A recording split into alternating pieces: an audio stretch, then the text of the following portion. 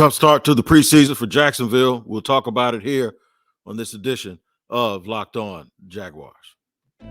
You are Locked On Jags, your daily Jacksonville Jaguars podcast. Part of the Locked On Podcast Network, your team every day.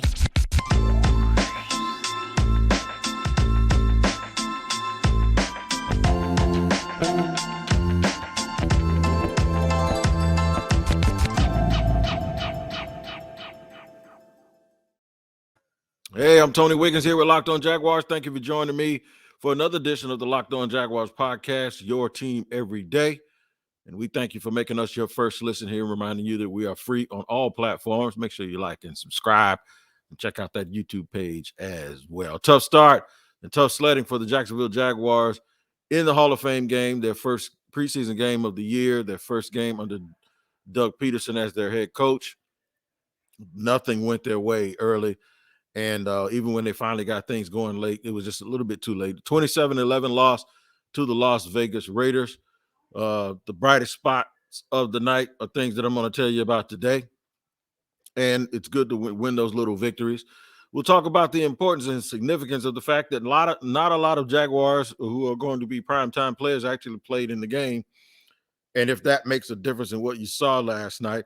And then finally, in the third segment, we'll just tell everybody, just relax. And the message to those people that always want to sit here and say, Jaguars media, we like to blow things up and we like to go too hard. And you guys are at practice and you don't know what you're looking at, don't know what you're talking about. I got a little message for those people too. So we'll do that here in segment 3. But we start out today, man. The game was just pretty much a wash. And I don't mean that as a pun, because the weather was bad and there was a delay of about 40 minutes for kickoff. Had nothing to do with the game, had nothing to do with the way the game was played.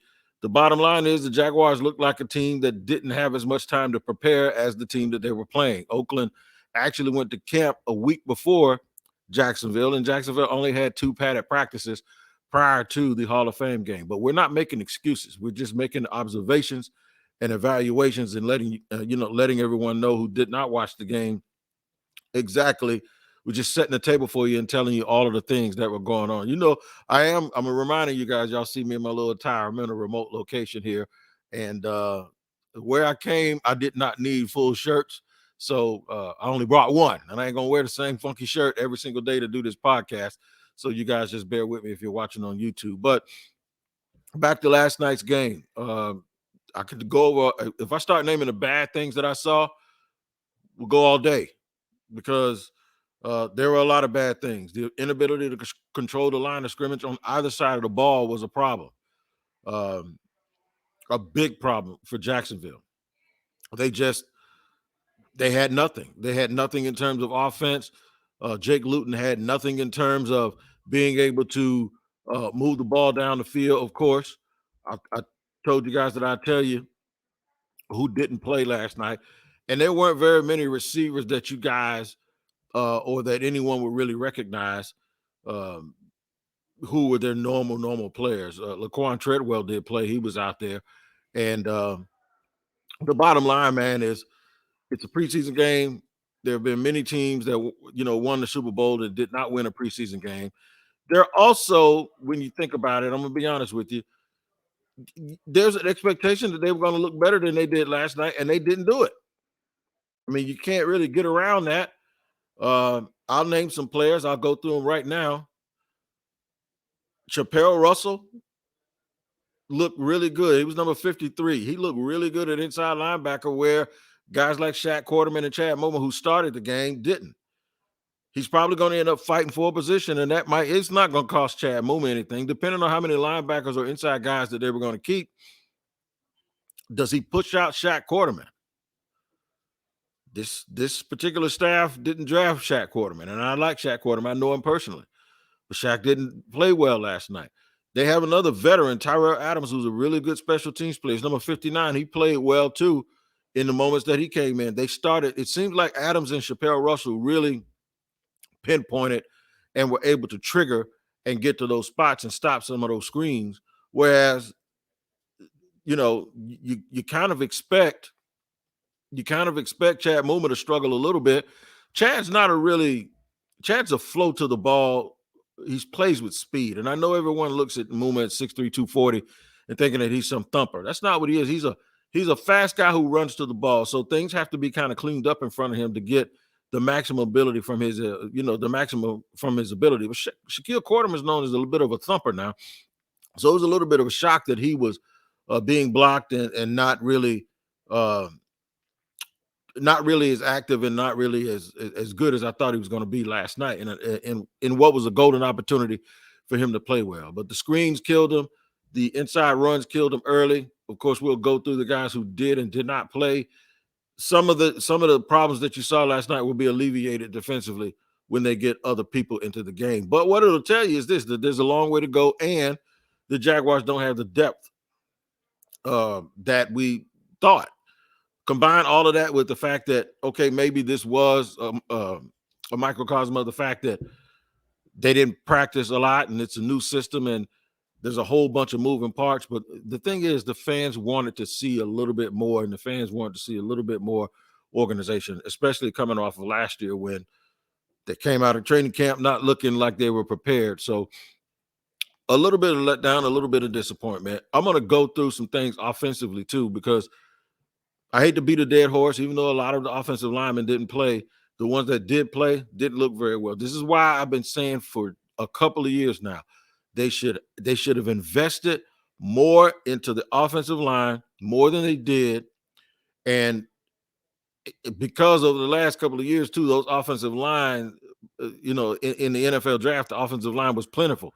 That they should have just invested more and had more guys ready to be in development and look better than they looked last night. They did not look good last night either, in my opinion. So, of course, we'll discuss all of that for you here. Talk about the guys who weren't there and what impact that has on how it should shape your opinion. And we'll do all of that in just a second here on Locked On Jaguars. I got to tell you about BetOnline, man. BetOnline.net is the fastest and easiest way to check in on all of your betting needs. Find all your favorite sports and events at the number one online source for odds, lines, and games. Find reviews and news of every league, including Major League Baseball, NFL, NBA, NHL, combat sports, esports, and even golf. BetOnline continues to be the top online resource for all your sports wagering information. From live in-game betting, scores, and podcasts, they have you covered. Head to BetOnline today or use your mobile device to learn more about the action happening today. BetOnline is where the game starts. I hope you guys took the over last night, by the way, which was 30.5 points. The Jags scored a late touchdown, and if you took the over, you won some money. So make sure you go to BetOnline and check that out. All right, so thanks for making us your first listen here again. The day after the Jaguars fall to the Las Vegas Raiders 27-11. So here's the part where I tell you to not be alarmed, because the Jags starters, for the most part, didn't play. No starting quarterback, not even a backup quarterback. They went with their third-string quarterback in Jake Luton. They went with a third-string running back in Snoop Connor and Rock Cottrell, who also gets a little bit of a game ball along with Chappelle Russell. They didn't play one of their top three receivers or one of their top two corners. They did not play their left tackle. They did not play the left, I believe the right guard didn't play. So a lot on offense that didn't play. A lot on the defensive front. The two inside linebackers, of course, did not play. Now, I'm going to stop right there, because I'm going to tell you that though it would have made a difference in how they looked and how they competed, the Raiders also didn't play a whole bunch of people. Max Crosby, who was an all-pro, didn't play. Chandler Jones didn't play. So their edge rushers didn't play. Offensively, Derek Carr, Devontae Adams didn't play. Tyler Renfro didn't play. They have a lot of guys who sat too and didn't play. What's the difference? They have a new staff. We have a new staff. Probably because they had a week more of practice. And the Jags are just playing with a bunch of young people. They're playing with a bunch of young people and guys that aren't going to give you significant minutes. They didn't even have Jamal Agnew. They fumbled a punt, even though they also ran a kick return back that was taken back. But they didn't have their normal people in place either in most of these situations. So there's a little bit of balance that you have with that. There's a little bit. What this tells me is that when they do get their guys back, their guys are going to have to carry the load. They're going to the Jaguars, if the guys are as good as we think they are, they're going to be a very top loaded team. And that doesn't mean that their top is better than anybody else's top or even in the middle right now because they're still young. But what it will tell you is this: they won't be the type of team that'll be able to rotate guys in and out and play with all of this depth. I recall when they were bad in the past that they used to do that over the last couple of years. They rotating all these guys in and out like they're all good, and they're not. It drives me crazy with the college team that I played, Florida State. How are you rolling all of these dudes in and rotating them in and out, and none of them are better than the team that they're playing against, the core starters for the other team? You know, you look around the league, and even in blowouts, coaches leave their guys in for a reason because they're the guys that earned the right to play. So the Jaguars are going to have to be that team. This means that Trevor Lawrence, Travis Etienne, James Robinson, whenever he gets healthy, Melvin Ingram, Chris Manhertz, Christian Kirk, Marvin Jones Jr., and Zay Jones, they're going to have to outperform. They're going to have to be better than the other team because there ain't a whole bunch of stuff behind you right now, which is a little bit disheartening because I'll tell you why. There's this room, this food for thought that what the Jaguars had did the last couple of years, I'd say ever since 2020, that what they were drafting was, until they get their stars, they were building infrastructure, getting as much depth as they could. When we were wondering why they're drafting guys that aren't turning out to be superstars, everybody said, well, those are going to be the guys that are going to be role players, and they're going to get the superstar when they get their quarterback. Now it appears that they don't have depth either.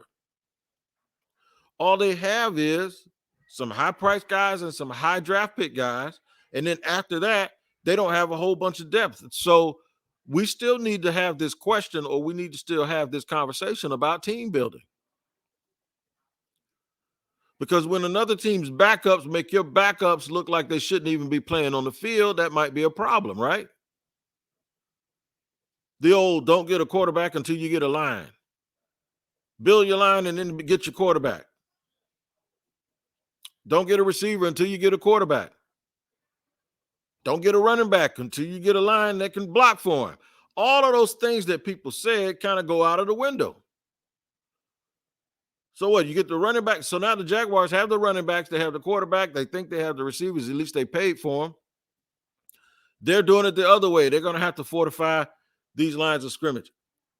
I think they're going to be obviously better and more competitive when they play their top guys. That's not the point. My point is how good can those guys be if the guys backing them up, or if the guys that have to give them a blow aren't very good themselves? And they better be great if this team is going to push forward, because it's not like this is a team that's just chock full of good players 1 through 40. I think it's a team that's very, very top heavy with guys that have the potential to be great at 1 through 8.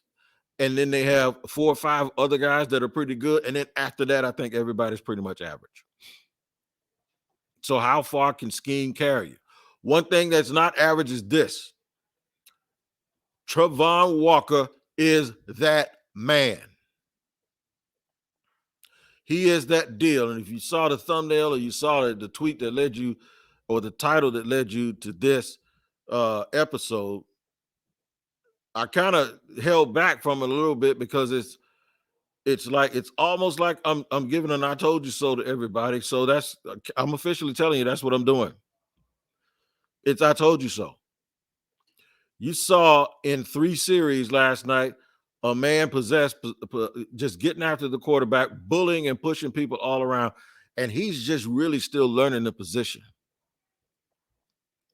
A lot of draft day talk from a lot of people.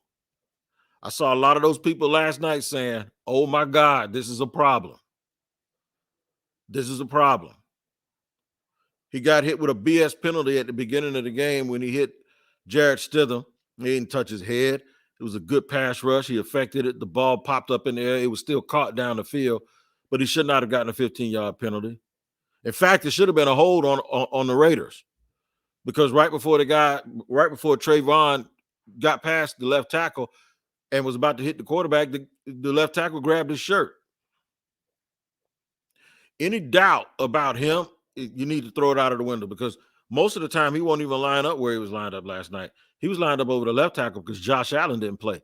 If he goes on the other side, where 9 times out of 10 the guy is probably not as good as the left tackle, he is going to be a problem for everyone. And this is what makes you excited now. I'm gonna be honest with you. You put him and Josh Allen on either side, you got a problem. And then on third down, when they go to sub packages, Arden Key played like a man possessed last night. And you got to think that when Devin Lloyd and mainly Foye Oluwakan, a lot of people, when I put that up last night on social media, I said Foye Oluwakan fixes a lot of these things with these running backs and these screens.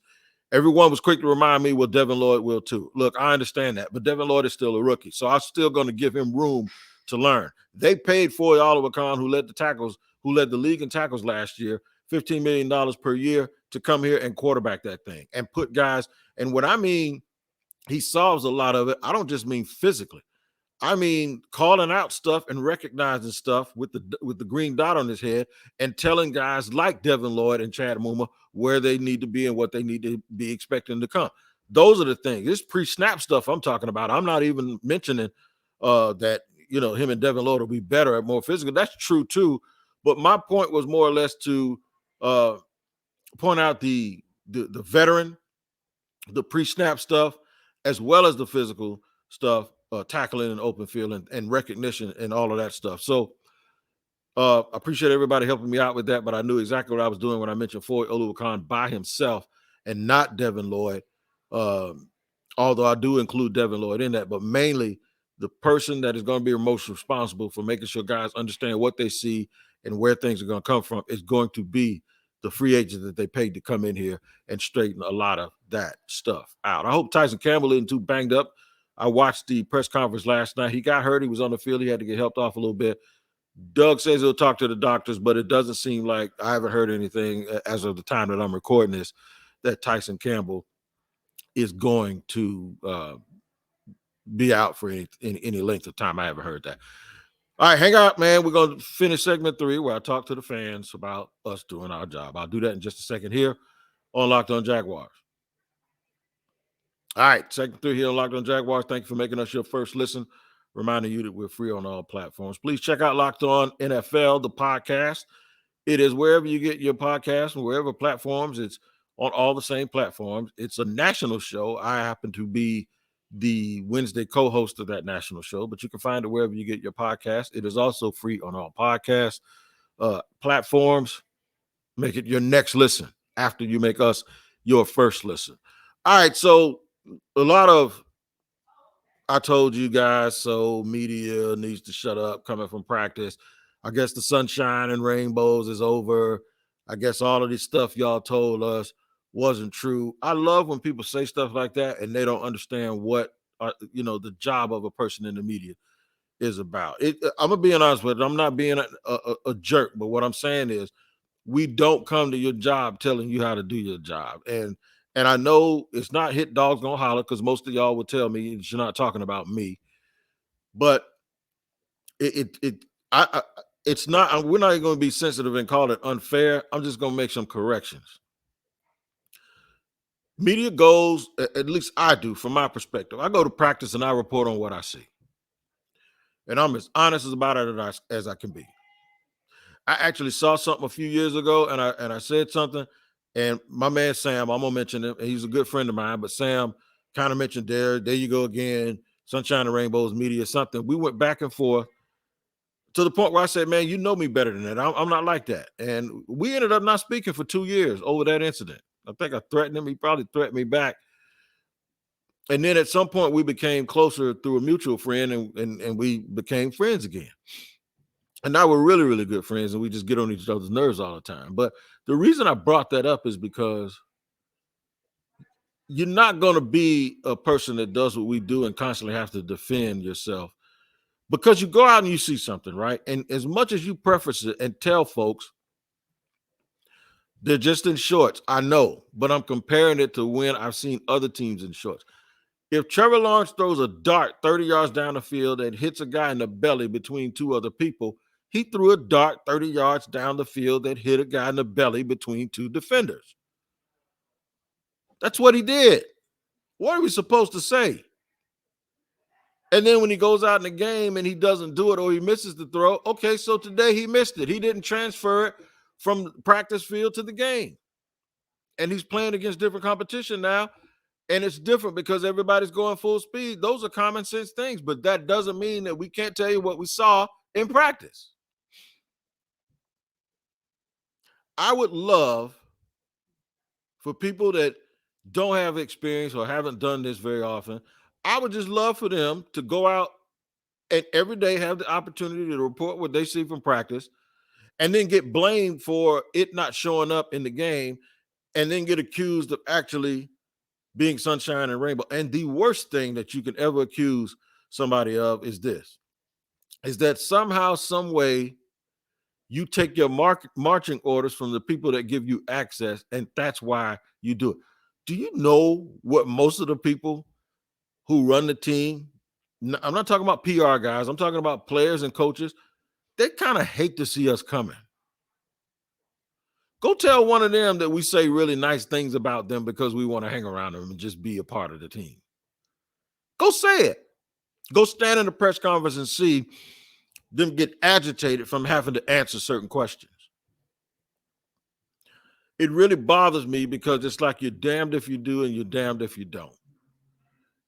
Because the team went out and played poorly in the game, that means that our assessment that Trayvon Walker fits the bill and looks the part isn't true. Or that Trevor hasn't had really good practices and Christian Kirk hasn't gone in and out of his breaks really, really well.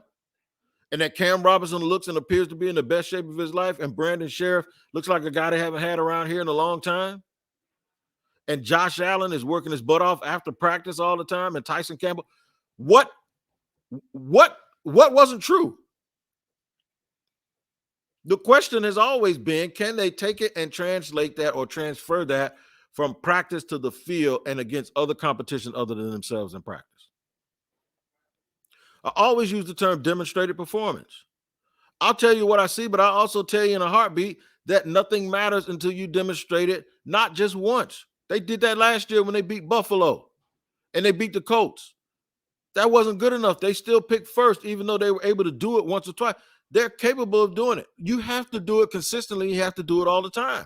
And you have to learn how to do that, especially when you've been losing for a long time. And you got a whole new staff, and half your guys didn't play.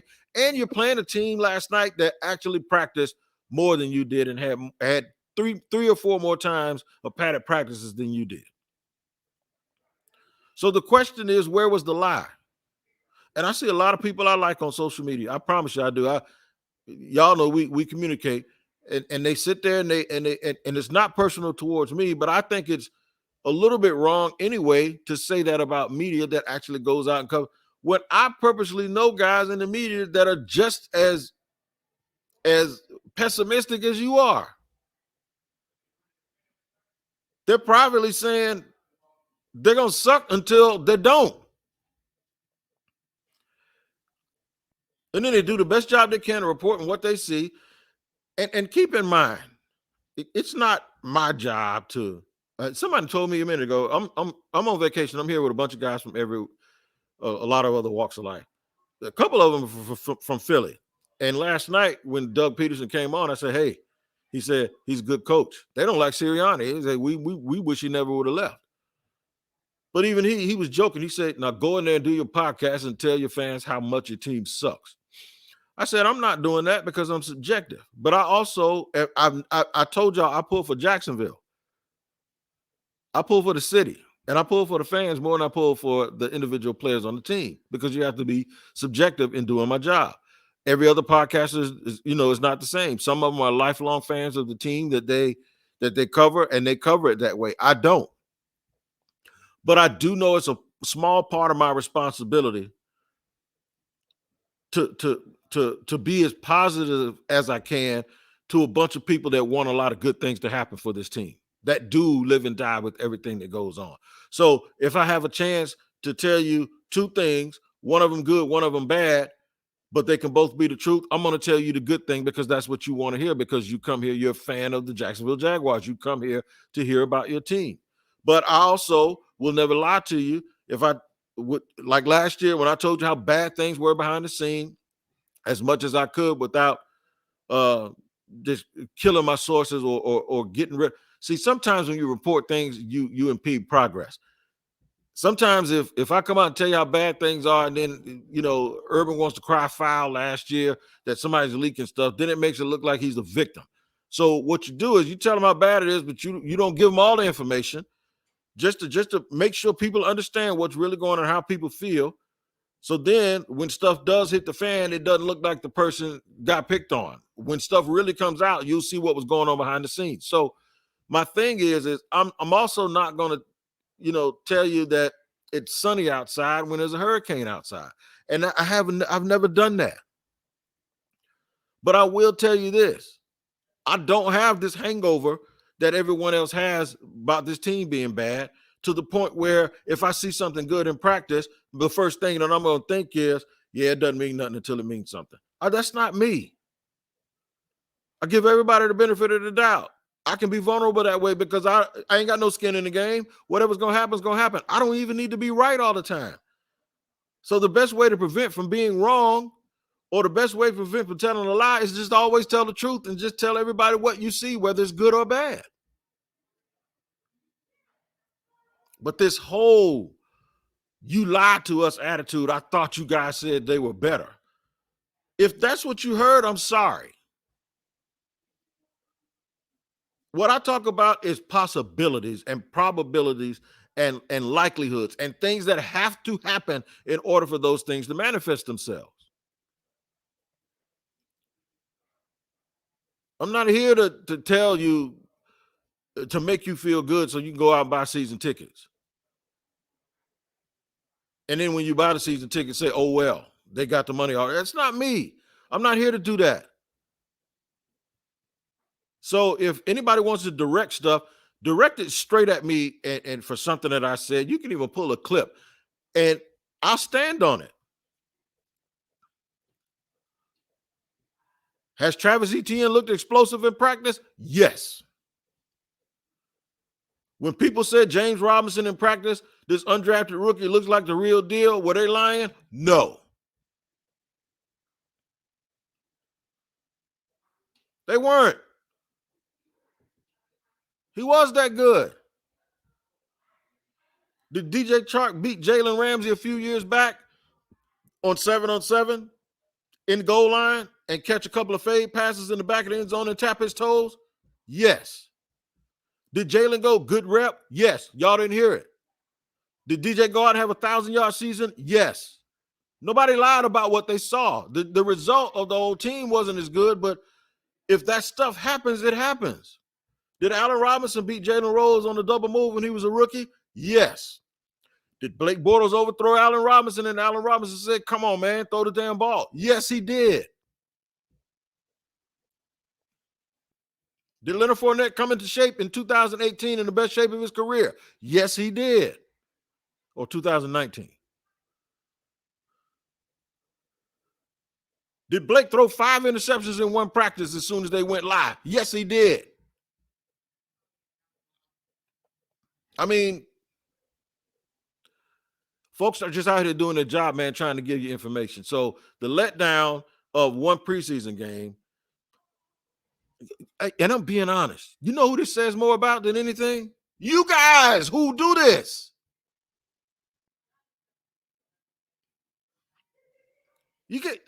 Are you that damaged that you get this upset over a preseason game where not a lot of people played? And I'm not telling you shouldn't be, but what I'm saying is this: stop deflecting that stuff on other people that's just out here doing their job every day trying to make things positive. What if everybody went to practice and go, yeah, they suck. They suck, they suck, they suck. They suck. They stink, they stink, they stink, they stink, they stink, they suck, they suck, they stink. What are you going to say then? I hate the media. They're so negative. Yeah, I get that. People tell me I'm negative all the time. And then people tell me I'm positive. I'm too positive. You too sunshine and rainbows and marshmallows. But then, I can't listen to this podcast because it's so negative. That ain't got nothing to do with me. That's got something to do with the person that's listening. Listen again tomorrow. Hopefully we'll get better news.